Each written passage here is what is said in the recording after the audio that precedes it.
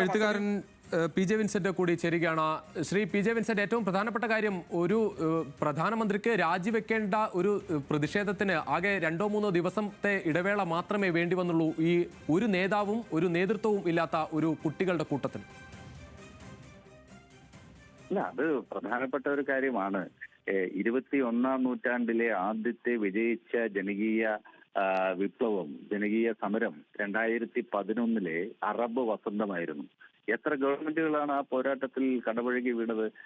മുല്ലപ്പൂ വിപ്ലവത്തിൽ തുടങ്ങി ജാസ്മിൻ റവല്യൂഷനിലൂടെ അത് വികസിക്കുകയുണ്ടായി.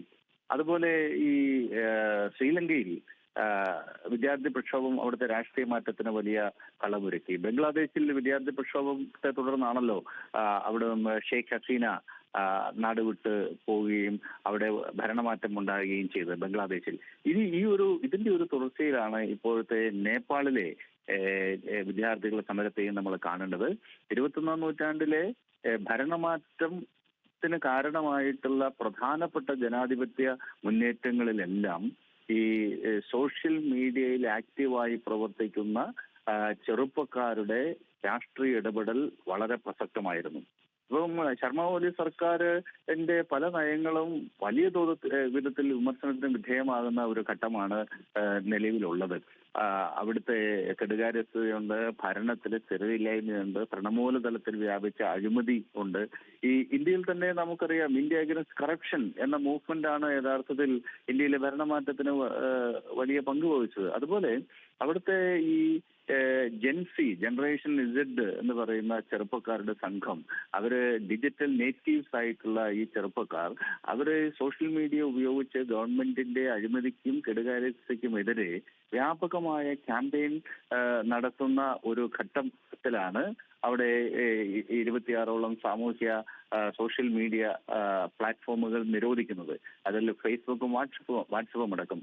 അതിനെതിരെയാണ് അഭൂതപൂർവമായ ഒരു പ്രതിഷേധം അവിടുത്തെ ഈ യങ്സ്റ്റേഴ്സിന്റെ ഭാഗത്തു നിന്നുണ്ടാകുന്നത്. ചെറുപ്പക്കാർ അക്ഷരാർത്ഥത്തിൽ തെരുവിലിറങ്ങി ഗവൺമെന്റിന്റെ പോലീസുമായിട്ടും പട്ടാളവുമായിട്ടും ഏറ്റുമുട്ടുന്ന ഒരു സാഹചര്യമുണ്ടായി. അതിൽ 19 വിലപ്പെട്ട ജീവനുകൾ പൊലിയുന്ന ഒരു സാഹചര്യമുണ്ടായി. 400-ലധികം ആളുകൾ മാരകമായി മുറിവേറ്റ് ചികിത്സയിലാണ്. അവിടെ കാഠ്മണ്ഡു മാത്രമല്ല, നേപ്പാളിലെ ഗ്രാമങ്ങളിലേക്ക് പോലും ഈ ജനകീയ പ്രക്ഷോഭം വളരുന്ന ഒരു സാഹചര്യമുണ്ടായി. അപ്പോൾ സ്വാഭാവികമായിട്ടും വലിയ ജനകീയ പങ്കാളിത്തം വിദ്യാർത്ഥികൾ നടത്തിയ ഈ സമരത്തിനുണ്ടായി എന്നതും വളരെ പ്രധാനമാണ്. അതോടൊപ്പം ഏറ്റവും പ്രധാനപ്പെട്ട കാര്യം, ഈ യൂട്യൂബും ഫേസ്ബുക്കും ഒക്കെ ഇപ്പോൾ യുവാക്കൾ അവരുടെ വരുമാന മാർഗമായി കൂടി ഉപയോഗിക്കുന്ന ആപ്പുകളാണ്. ആ തരത്തിലൊരു നിരോധനത്തിലേക്കൊക്കെ സർക്കാർ പോകുമ്പോൾ അവർ അതിനെക്കുറിച്ചൊരു ദൂരവ്യാപക പ്രത്യാഘാതം ഉണ്ടാകുമെന്ന് ചിന്തിക്കേണ്ടതായിരുന്നില്ലേ? തീർച്ചയായിട്ടും അതെ.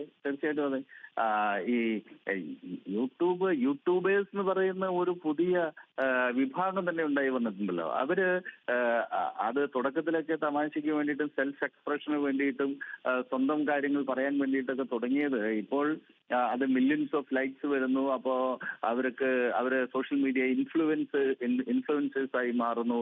അവർക്ക് സ്ഥിരമായിട്ടുള്ള ഒരു ഇൻകം അതിന്റെ ഭാഗമായി കിട്ടുന്ന ഒരു സാഹചര്യമുണ്ട്. അങ്ങനെ നമ്മുടെ ഈ ജനറേഷൻ ഇസഡ് സോഷ്യൽ മീഡിയ ഉപയോഗിക്കുന്ന ഒരു വിനോദോപാധി എന്ന നിലയിൽ മാത്രമല്ല, അത് ഇൻകം ജനറേറ്റ് ചെയ്യുന്ന ഒരു മേഖലയിൽ കൂടിയാണ്. അവരുടെ സെൽഫ് എക്സ്പ്രഷന് വേണ്ടിയിട്ട് ആ മീഡിയ അവർ ഉപയോഗിക്കുന്നു, അതിനകത്ത് നിന്ന് അവർ വരുമാനം ഉണ്ടാക്കുന്നു. അതോടൊപ്പം ഈ ആശയങ്ങൾ ഈ പ്ലാറ്റ്ഫോമിൽ കൈമാറ്റം ചെയ്യപ്പെടുകയാണല്ലോ. അതിൽ രാഷ്ട്രീയമായ നിലപാട് അവർ ശക്തമായി സ്വീകരിക്കുന്നുണ്ട്. അഴിമതിക്കെതിരായും സർക്കാരിനെ അവർ വാലിഡേറ്റ് ചെയ്യുന്നു, സർക്കാരിനെ അവർ ഇവാലുവേറ്റ് ചെയ്യുന്നു.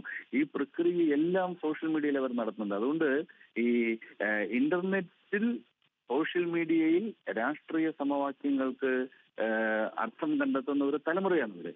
അപ്പോൾ ആ കാര്യം അവർ വളരെ ഭംഗിയായി നിർവഹിക്കുന്നുമുണ്ട്. അവിടെയാണ് ഗവൺമെന്റ് ഇവരെ അണ്ടർ എസ്റ്റിമേറ്റ് ചെയ്യുകയും സോഷ്യൽ മീഡിയ നിരോധിച്ചു കഴിഞ്ഞാൽ ഗവൺമെന്റ് വിരുദ്ധ ആശയങ്ങളുടെ പ്രചാരം തടയാൻ കഴിയും എന്ന് പ്രതീക്ഷിക്കുകയും ചെയ്തത്. അത് ഒരു തെറ്റായ നടപടിയായി പോയി. അത് പൂർണ്ണമായും പരാജയപ്പെട്ടു. ജനകീയമായ കലാപത്തിന്റെ പശ്ചാത്തലത്തിലേക്ക് ആ നിരോധനം മാറി. വളരെയധികം നന്ദി ശ്രീ പി ജെ വിൻസെന്റ് പ്രതികരിച്ചതിന്.